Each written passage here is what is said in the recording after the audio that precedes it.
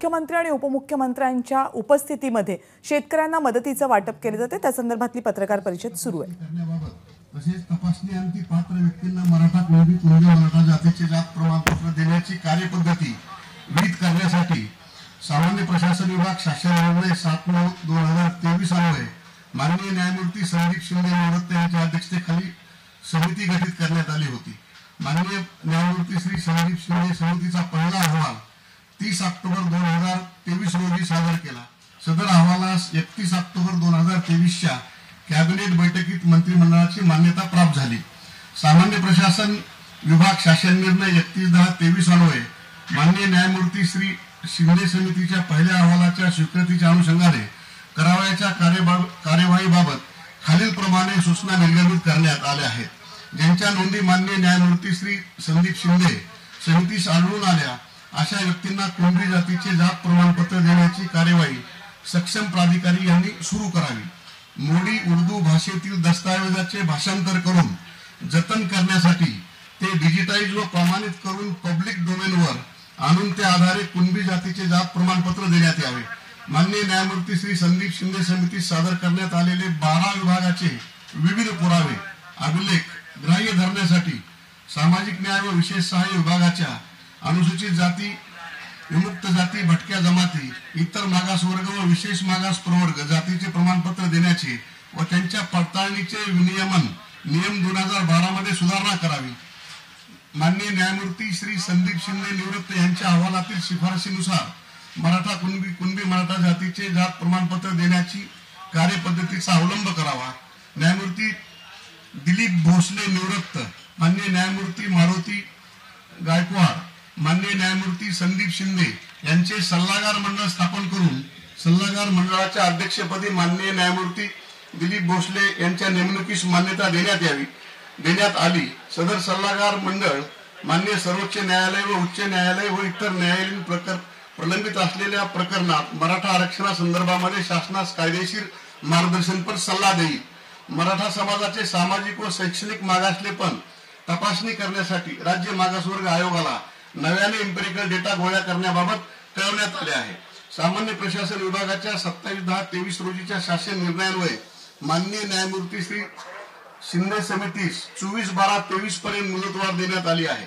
तसेच सामान्य प्रशासन विभागाच्या 3/11/23 रोजीच्या शासन निर्णयान्वये सदर समितीची व्याप्ती संपूर्ण महाराष्ट्राकरिता वाढवण्यात आलेली आहे। सर समितीचा आज हा दुसरा अहवाल माननीय जस्टिस न्यायमूर्ती संदीप शिंदे सर सादर करणार आहेत। मी त्यांना विनंती करतो की माननीय मुख्यमंत्री महोदयांना आणि दोन्ही उपमुख्यमंत्री महोदयांना अहवाल सादर करावा। धन्यवाद।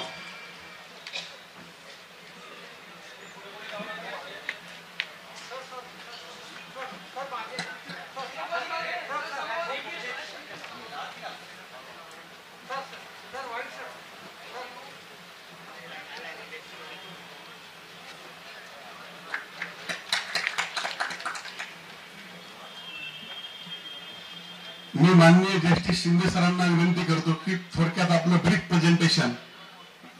अच्छा, ओके सर, थँक्यू।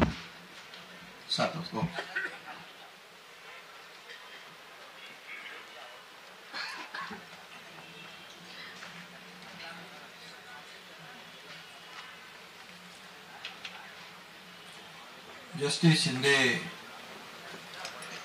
कमिटीचा दुसरा अहवाल आज या ठिकाणी सादर केलेला आहे आणि या प्रसंगी उपस्थित आपले आदरणीय उपमुख्यमंत्री देवेंद्र फडणवीसजी, दुसरे आदरणीय उपमुख्यमंत्री अजितदादा,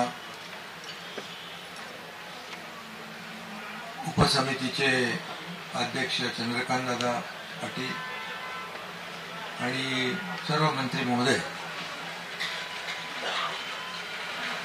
जस्टिस शिंदे कमिटी आपण गठीत केल्यानंतर त्यांनी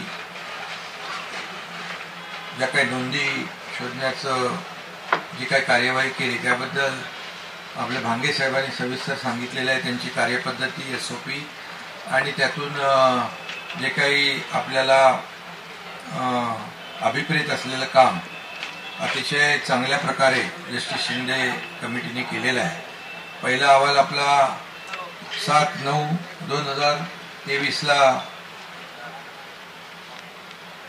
आपल्या नाही 3/11 30/10/23 रोजी पहिला आपल्याला अहवाल दिला आणि आज दुसरा अहवाल त्यांनी सादर केलेला आहे. त्याबद्दल मी शासनाच्या वतीने जस्टिस शिंदे साहेबांचा आणि त्यांच्या कमिटीला मनापासून धन्यवाद देतो, त्यांचा आभार मानतो. आणि डिटेलमध्ये आपण त्याचं प्रेझेंटेशन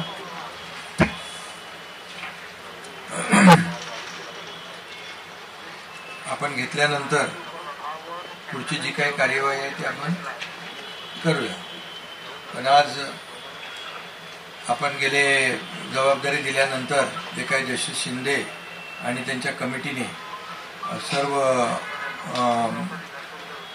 आपली टीम कार्यान्वित करून जे काही पूर्ण मराठवाड्यामध्ये आणि राज्यभरामध्ये आवश्यक ते काम, आवश्यक ती कार्यवाही अतिशय चांगल्या प्रकारे केलेली आहे आणि त्यामुळे मी त्यांना पुन्हा एकदा मनापासून धन्यवाद देतो. विस्तृतपणे आता मी काही सांगत नाही, परंतु त्यांनी केलेलं काम आपल्याला मनापासून, शासनाच्या वतीने आपल्याला मनापासून धन्यवाद. दुसरा अहवाल आपण सादर केल्याबद्दल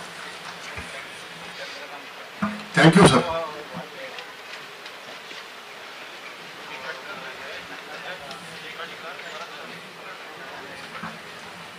शिंदे साहेब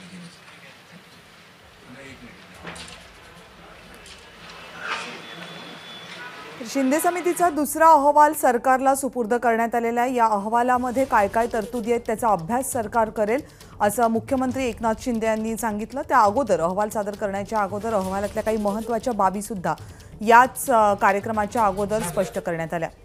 मराठा आरक्षणासंदर्भात शिंदे समितीची स्थापना करण्यात आलेली आहे. विविध भागांमधील कुणबी मराठा, मराठा कुणबी यांच्या नोंदी तपासून मराठा समाजातील कुणबी प्रवर्गाला ओबीसीमध्ये समाविष्ट करून त्यांना ओबीसी प्रमाणपत्र देण्यासंदर्भात या समितीची स्थापना करण्यात आली होती. या समितीनं महाराष्ट्र तसंच तेलंगणा या विविध भागांमधील मराठा समाजाचे, कुणबी समाजाचे वेगवेगळे दाखले तपासून, वेगवेगळी कागदपत्र तपासून, जी कागदपत्र काही मराठीमध्ये होती, काही मोडी लिपीमध्ये होती, तर काही तेलंगणामध्ये असल्यामुळं तिथल्या भाषेमध्ये होती, त्या सगळ्याचा अभ्यास करून आपला अहवाल सादर केलेला आहे. मात्र काही कागदपत्र अजूनही भाषांतरित होऊन त्यावर अभ्यास व्हायचा आहे असंही या समितीच्या अहवालामध्ये नमूद करण्यात आले. सर, आगामी पावसामुळे झालेल्या नुकसानाची सर 1 मिनिट सर, असं चेकच द्यायचे. डीबीटी करतो सर, आता आमच्या डीबीटीचा चेक सर सिम्बॉलिक आहे सर, त्याच्या पुरतं आपण डीबीटी मधून होणार आहे सर. ऑलरेडी पावसामुळे झालेली आहे सर. मी घेतो सर, असं आहे सर नुकसान भरपाई सर. हे 2 मिनिटात मी सांगतो सर. सर सर मागच्या महिन्यात नोव्हेंबर 27 आणि 28 दरम्यान अवेळी पाऊस झालेली आहे. राज्यभर जवळपास 32 जिल्ह्यामध्ये फार मोठ्या प्रमाणावरती नुकसान झालेले आहे. राज्यामध्ये 8 लाख हेक्टरमध्ये नुकसान झालेले आहे. त्यापैकी सर आज राज्य शासनाच्या वतीने आपण नुकसान भरपाईची सर्वप्रथम सुरुवात करतो आहे. त्यापैकी सर नागपूर जिल्ह्यापैकी मौदा आणि पारशिवनी या दोन्ही तालुक्यामधला काही शेतकऱ्यांना आपण निमंत्रित केलेले आहे. त्यांना चेक देण्याची कार्यक्रम आपण आयोजित केलेला आहे. सर्वप्रथम सर मी एक एक नाव घेतो शेतकऱ्यांची. सर गोविंद गोपाल डांगरे, त्यांची भाताची शेती आहे सर, धानाची शेती आहे. जवळपास 80 गुंठा नुकसान झालेले आहे. 21,600 ची चेक मी माननीय मुख्यमंत्री आणि दोन्ही उपमुख्यमंत्री जी सर 27 नोव्हेंबरचे सर, 27 नोव्हेंबर आणि 28 नोव्हेंबरला राज्यभर झालेली, त्यापैकी 500 जी सर 1 महिना पण नाही झालेला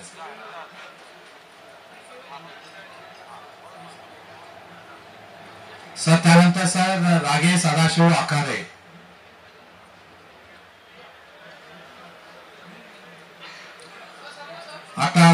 ची चेक आहे. त्यानंतर सर सूर्यभान विठोबा डांगरे,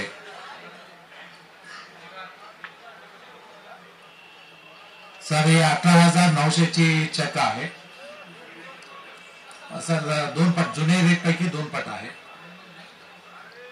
सर त्यानंतर श्रीकांत जागो किरपान,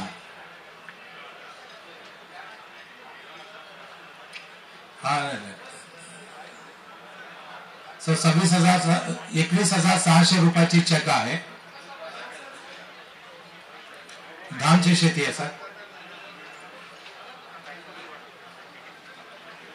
सर त्यानंतर योगेश पात्रे,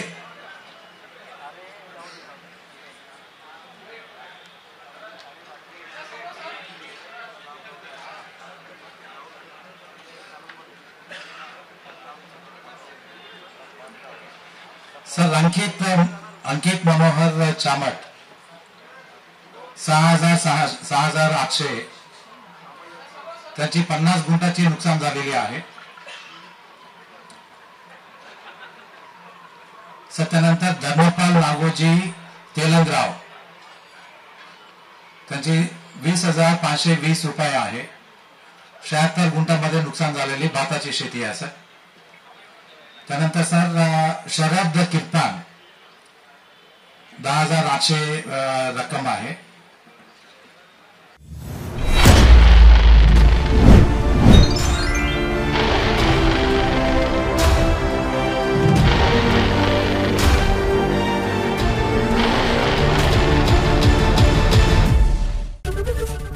एबीपी माझा, उघडा डोळे बघा नीट.